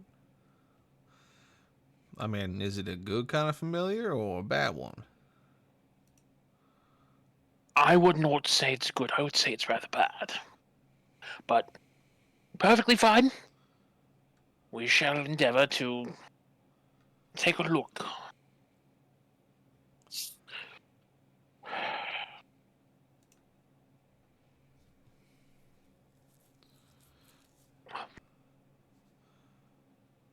I want to say, all right. out of character, a meteor can just hit a place, Yeah, like, yeah. Not every meteor has to be weird. Right. You're 2 for 2. Uh-huh. I hate you so much. I know.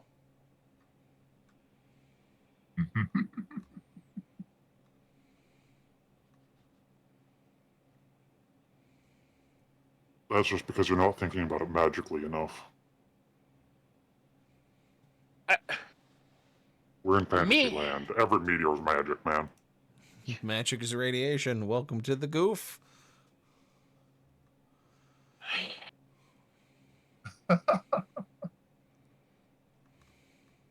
Continue on. Yeah, Creed's not thrilled about this. Creed is at not all. happy about a shimmering dome around another city. It's weird, man. My character's like eyes are glistening at hearing another dome like that. Just another dome. Just chilling. It's fine. I can find something else that's good.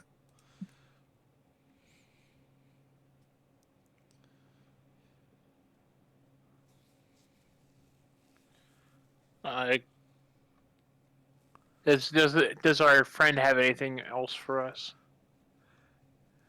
He just kind of shrugs and goes, I ain't got much else. It's I didn't mean to bring you such bad news or cause you so much stress.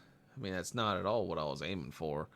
But I guess that's just where we are.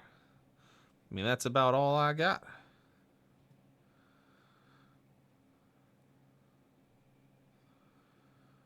Well, if that's all you got, guys, I think I'm gonna go clean up Lucifer, make sure he's still in working manner, and go to bed for the night.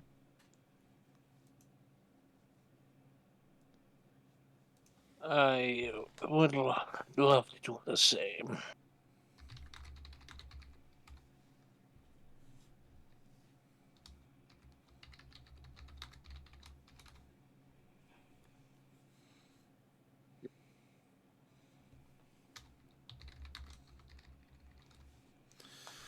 Oh, gross.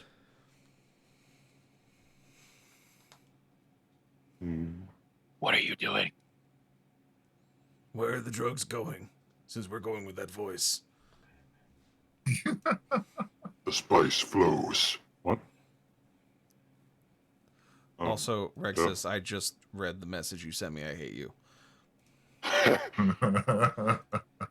You're welcome. Thank you. Focus is over here like, I need an RV. Hear me out.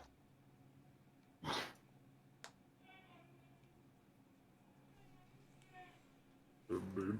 Oh, no. Yeah. I'd probably be getting ready for bed as well, I guess.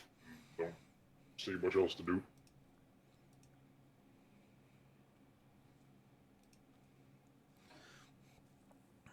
All right.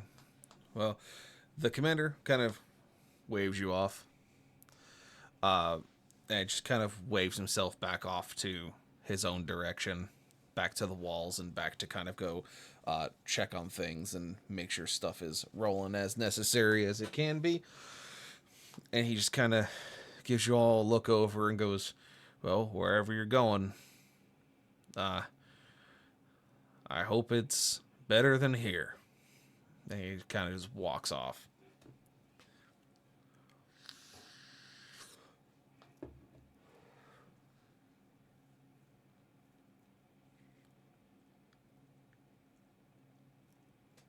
But the rest of y'all going about your ways.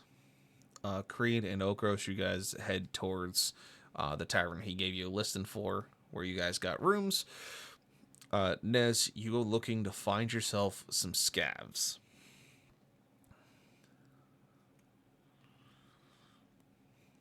And it's easy enough for you to find them. They don't exactly blend in.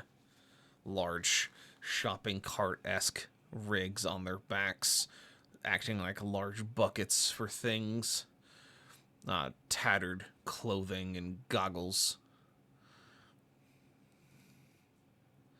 They kind of see you approach as they have a large table. They're basically dumping stuff into large or smaller buckets and sorting pieces out between composition. Some of them getting paid by what looks to be a mid-level artificer from the looks of it, kind of handing out copper and silver pieces to them for what they bring back.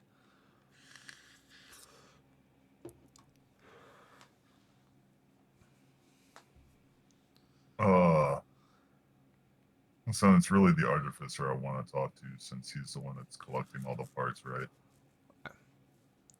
Sure.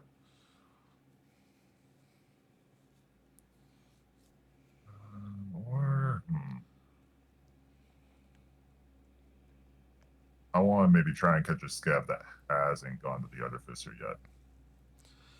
I mean, you see that there's a line of folks, about 4 or 5 folks that are basically getting ready to walk up to the artificer to basically sell their goods they've gotten over the day. I'll just walk up to the one at the end of the line. All right. That way, it doesn't always seem like I'm trying to steal business from him. Yeah, you walk up to the last guy in the line, and he just kind of looks at you, grunts a little before looking back forward, waiting for his chance to get to the table. You got any parts for a ship that can fly? A what? As he kind of looks at you, his eyes kind of behind dirty goggles, being just like confused. I don't think is a word able to describe what exactly he's feeling. Nez just walking up like, "What you selling?" Look, you gotta think about this. You gotta think like you're talking to a caveman here, right? Like try imagine explaining a cell phone to a caveman. Mm-hmm. Like this dude has been living in the desert. I'm not saying he doesn't understand, but you show up and ask him if you have any parts for a jet. Like, bro's fighting giant worms in the desert. I don't think he understands what you're talking about. Like, what's this here machine that flies? What are you talking about? You gotta remember, my artificer brain goes like, I'm going above and not thinking about talking to someone that doesn't understand. Yeah, you're like, look, I just need parts for an F-18, right? Like, bro, I just need some normal. You found anything in the desert like that? I'm not involved. I'm just saying, maybe think like you're talking to a caveman. Hey, no. But like, oh, man, what you're talking about? One of those bugs totally has a turbine built into it. Yeah, bug turbines. You know, he ignored me, and I got his attention off of saying that, man.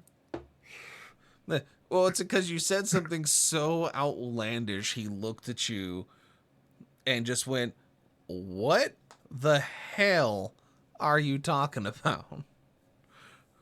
But really, yeah, just so looking for some metal parts. Yeah, so he looks at you and goes, "Excuse me, a flying machine?" I'm looking for like some metal.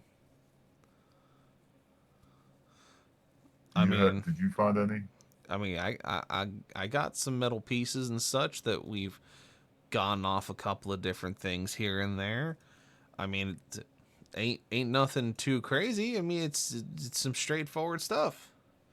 I got bits from an old structure. I got some other bits from what looked to be a kind of carriage of some sort. I got some steel rebar pieces that I think are useful to somebody. Wasn't able to bring much in. We got chased off this run, so I'm not expecting a big payout. But I mean, I got an assortment, and then I know Bugart, the big green guy over there, he holding a whole lot. Man always seems to find what he's looking for. He says that he doesn't have any need for these things that we find. He refuses to be paid in coin. Hold up, Burn. I can't let that go. Did you just say a big green man named Boogar? Borgar. Ah, okay. It, I thought it you actually just did straight up sound made a like green man Boogar. named I- Booger. You know Sorry, what? Now I'm gonna have to name him Boogar. You bastard. God damn it. his entire life has just been him trying to convince people not to make fun of his name. Because I And was now you're- literally gonna walk up and say, "Hey, Boogar, I heard you had." His name is Borgar. It's very hard to say in these people's tongues. As the way he describes him is a large orc who apparently doesn't want to be paid in coin by the artificer, but only asks for teeth of enemies that he kills. Wait a minute. Wait a minute. Oh, that's a different campaign. What was his name? Gorbaz. Yes! Yes! God! My brain immediately went to him. Close, Different different campaign, world. though. Different world. Sorry. I'm not there. Yeah, but he points you in direction to him. He always seems to have a lot of stuff on him. He's not really keeping any of the shinier bits for himself. He just takes the bigger pieces of material, turns them into new weapons, and gives the rest. Any coin that he gets, he usually just uses to buy more stuff off of us. Usually to make more weapons.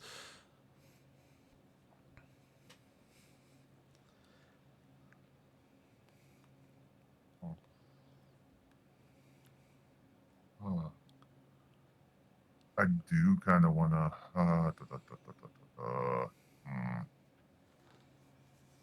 The rebar kind of sounds nice. I kind of want to grab that from him. I'm gonna go over to. God, I forgot the actual name. Of which one? Of the green Boogar, and then man? go to Boogar. Borgar. So go ahead. Borgar. Yeah. Borgar. Yeah. You go to Borgar. It's just stuck in my head as Boogar. Yeah. So you speak to the large orc. What do you say to him? Before that, I do want to grab. I want to grab the rebar off of the guy because I feel like I could do something with that later at a later time. So, how much did you want to give him for the rebar? Oh, that's the question now. Yeah. That's a good one. Yeah, because you know who didn't pay attention to how much the transfer rate was? You. Oh.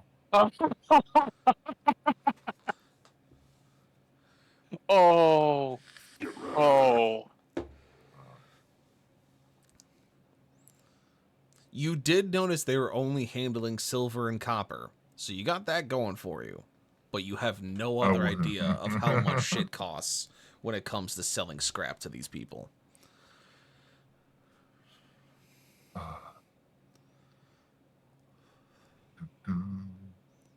My 2 cents, by the way, they're digging through the desert. All right. My guess, not a lot of money. No, I really wasn't going that high. Look, the smallest piece I have is a silver.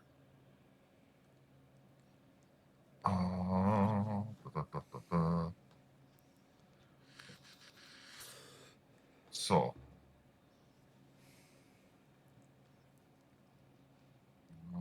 Rebar is probably not that high on the list for the artificers here. I mean, I can at least offer. If I I get mean, you told can no, also they- what barter they do. if you want. If you don't want to give him money, you can always barter for something that he could get more from. Yo, You got rations. Food in the desert. actually, I do have 10 MREs. Yeah. Sorry, I'm just gonna mute my mic because I keep chiming. Sorry, How dare? Out How dare? there. I'm not there. So I mean,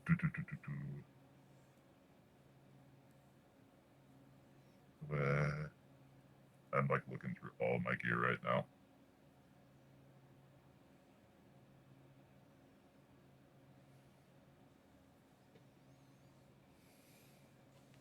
No, actually, what I'm going to ask him is there anything that you could use that could help you? You're asking a scav, the dirty man standing in front of you, what he could use. He just kind of raises both his eyebrows at you, like, really?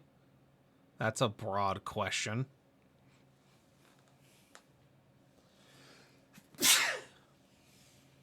Uh, you know, I've got like some rations. If you'd be willing to let go of some of the rebar you have. How much rebar did you want? How Also, what many? rations do you have? Because I'm They're not a mongrel. MREs.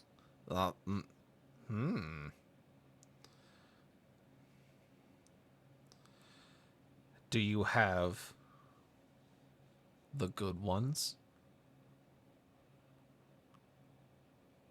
With the jalapeno cheese spread? I feel like you said that was one of the rations that we got. Quick, When roll you a just said that. percentile. High-low, motherfucker. Let's go. Let's go high. All right, roll it. Oh, I thought you. Fine, I I'll need fucking roll it. I need the I got the it. I 10. got it. I'm doing the button clicky. All right, you got it. Yes, you have one MRE that has a jalapeno cheese spread in it. I'll take that out of the bag to show him it. His eyes go wide. He goes, yeah. How much rebar did you need? How many pieces does he have? I got like 6 good pieces of 3-foot rebar I pulled out of a building.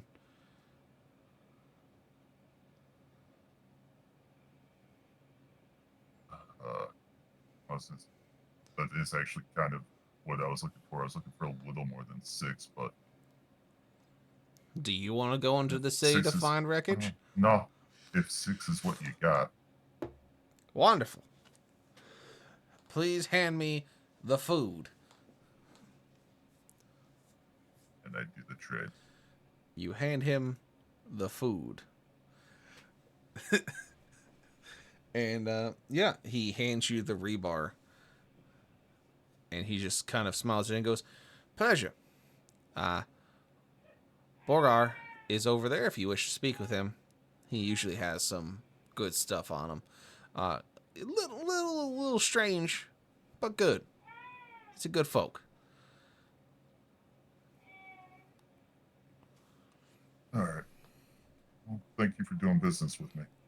I hope you enjoyed the MRE. Oh, I will. And he just kind of chuckles to himself as he holds the MRE. As you see the large orc step away from the trading table and go kind of sit on a bench close by.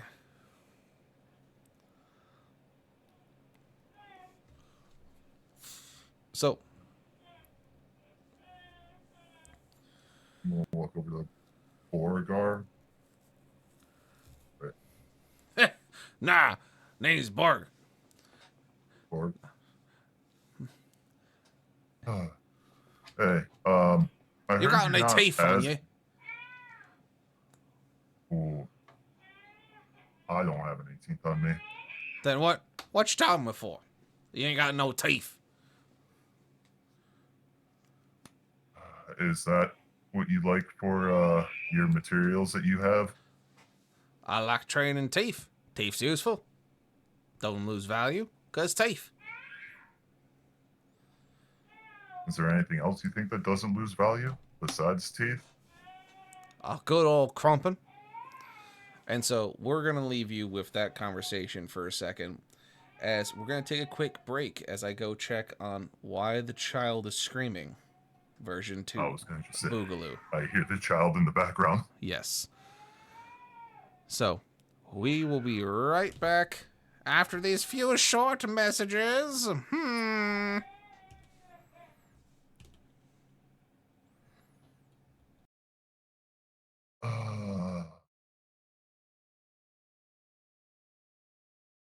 And since he's running off to check on the child, I'm going to run ads in chat because they're about to run.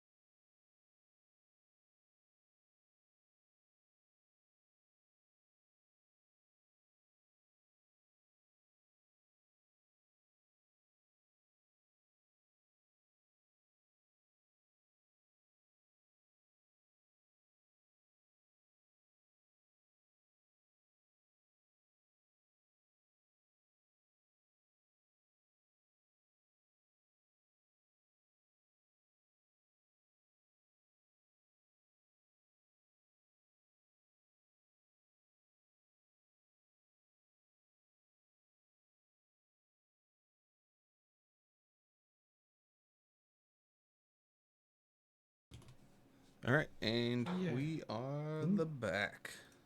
Yeah. Welcome back. So you find yourself in front of Borgar, who says his name is Borg. Borg. Says, hey, if you got no teeth, I ain't got no business. His teeth don't lose value, unlike a good trumpet. But I'll So if hear I you out regardless.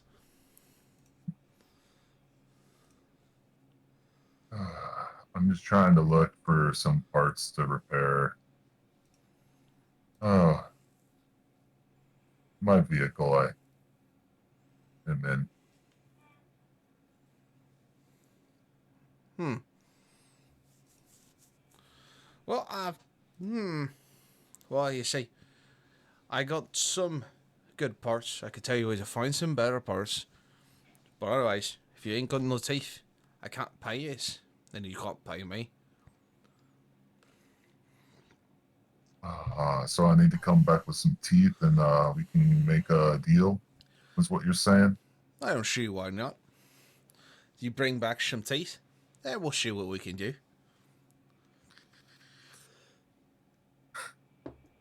All right. See you tomorrow. I'll figure this out. Not if I see you first. And he kind of just nods at you, as I didn't give you an apt description of him. Dude is the size of Okros, in like tattered garbs. So he is easily 6'8", and just is wide. He's just built like a college linebacker.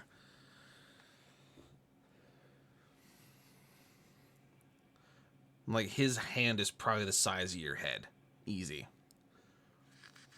That's kind of what I figured. Yeah.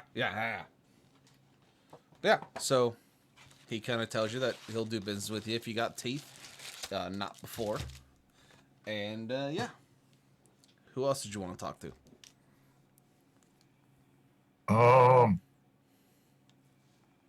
That'll probably be. Well, is the artificer open now? I mean, he's still taking in parts, but he's always been open. He's just working.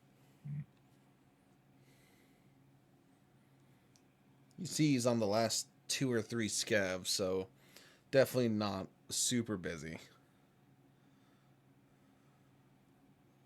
I'll look at that and think about how my body's beat up from that crash and just go, it can wait for tomorrow. Fair enough. And so, you return to the inn, meeting your compatriots, as you guys have an uneventful night in the inn. Relatively straightforward. Nothing insane happens. You just get to your bunk rooms, hit the bed, and you go to sleep to the sounds of ballistas firing and the swivel of spotlights.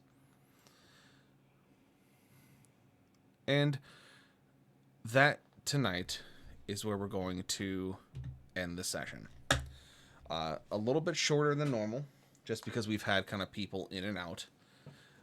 Getting you to Scordoon and letting you kind of think about what you need to do next is the more important part. We will reconvene at our next meeting, where hopefully I'm not having weird computer problems, and we'll be able to figure out what you guys are going to do next. Because you found out a few things. You found out that, one, Watcher's Rest is currently occupied by Ares forces, or some derivative of them.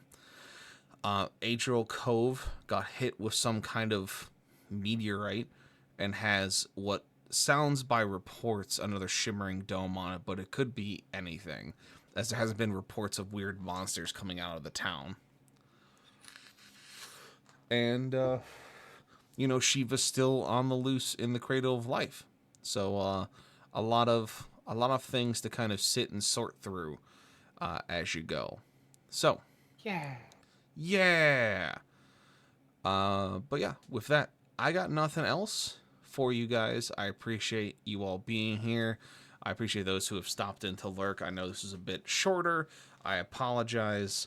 It's just the way the cookie crumbles when I ain't got the people to do the content. And I like to kind of keep everyone on the same level when it comes to doing our run-throughs. As looking forward for the timeline of our folks here, who are in both campaigns as well as otherwise, in the Siege of Etheria, you're looking at probably 2 to 4 sessions left, depending on what goes on. Depending on how much we get done during those sessions is the real kicker. It can easily go to 6, but you're looking at like 2 to 4, depending on what happens for each one.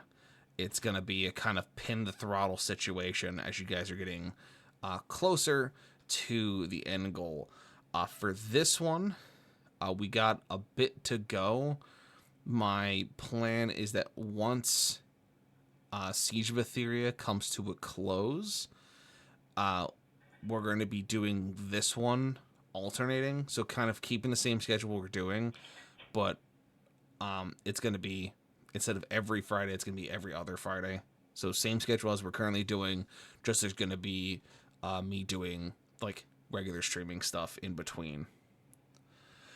Give me a little more time to flesh this out, as you have six gods to fight, not including High Charity itself.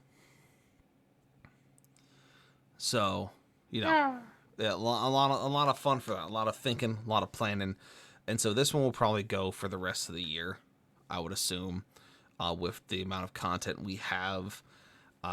If we feel like we're going too slow, we could speed it up, but I'd rather give us a time in between sessions to do big things and for everybody to kind of do their own thing, so it's not saturated. But yeah, with that, we're going to close it out here. We will just do a quickie McQuick step out ride to some of our people who are doing the things. The things. The things. Oh, the things. All the things. The things. With the stuff. With the stuff. We'll probably raid out to K, just because I'm probably going to see if I will be able to do a little bit of Once Human tonight, because I was finally able to prime all of my pieces. It was so wonderful to get it all primed. So now it's not primed, so I could paint everything. So that's always a good time. But yeah, I know tonight was slow, among other things. Hopefully we're going to get back up to speed next Friday. So we'll see you all then. Thank you so much for being here, and we'll see you next time. Bye-bye. Have a wonderful time. Yes. Bye.